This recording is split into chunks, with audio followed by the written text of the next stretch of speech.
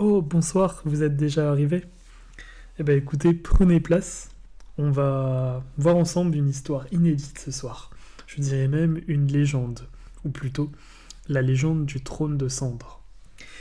Écoutez bien, car ce que je vais vous conter est une histoire que peu osent encore murmurer.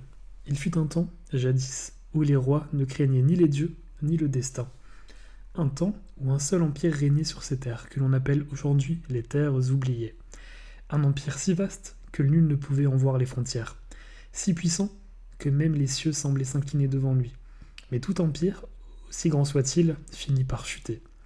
Et celui-ci n'échappa pas à la règle, car son roi, dans sa soif de puissance et d'éternité, scella un pacte que nul mortel n'aurait dû conclure.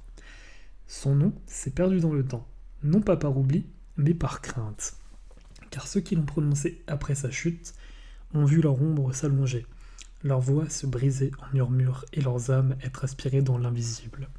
Mais à l'époque, il était connu comme souverain éclairé, bâtisseur de cités, conquérant invincible, aimé autant que redouté. Jusqu'au jour où la peur de la mort s'empara de lui. On raconte qu'une nuit, alors que l'empereur contemplait son reflet dans un bassin d'eau noire, il vit pour la première fois les marques du temps sur son visage. Ce fut une révélation brutale. Le plus grand empire du monde ne pesait rien face au passage inexorable des années, et ainsi commença sa quête insensée pour défier la mort.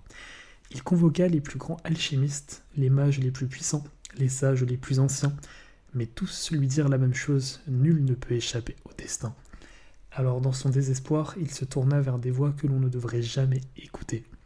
Une nuit, au sommet de la plus haute tour de son palais, il invoqua les esprits de l'ancienne nuit. Nul ne sait sous quelle forme ces êtres lui apparurent. Certains disent qu'ils étaient des ombres sans visage, d'autres qu'ils prirent l'apparence des rois morts depuis des siècles, ou même du propre reflet de l'empereur. Ce qui est certain, c'est qu'ils lui firent une offre, un trône d'immortalité, un siège où le temps n'aurait plus d'emprise sur lui. Mais en échange, il devrait leur donner ce qu'il avait de plus précieux. L'empereur, dans son arrogance, crut qu'il réclamerait des richesses, ses terres peut-être même son nom, mais non. Ce qu'ils exigèrent, c'était son essence même, son humanité. Et ainsi, l'accord fut scellé. Au matin, dans la salle du trône, un nouvel artefact trônait au centre de la pièce. Ce n'était pas un siège d'or ou d'acier, mais un assemblage d'ombres tissées.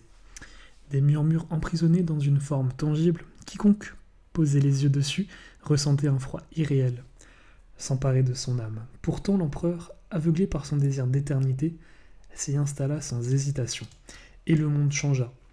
Dès lors, il ne ressentit plus ni fatigue, ni faim, ni douleur. Les années passèrent, les saisons défilèrent, et lui restait inchangé. Son peuple célébra d'abord son immortalité, pensant que cela annonçait un âge d'or éternel. Mais peu à peu, quelque chose d'étrange se produisit. Les récoltes commencèrent à dépérir, les rivières s'asséchèrent, et une étrange torpeur s'abattit sur le royaume.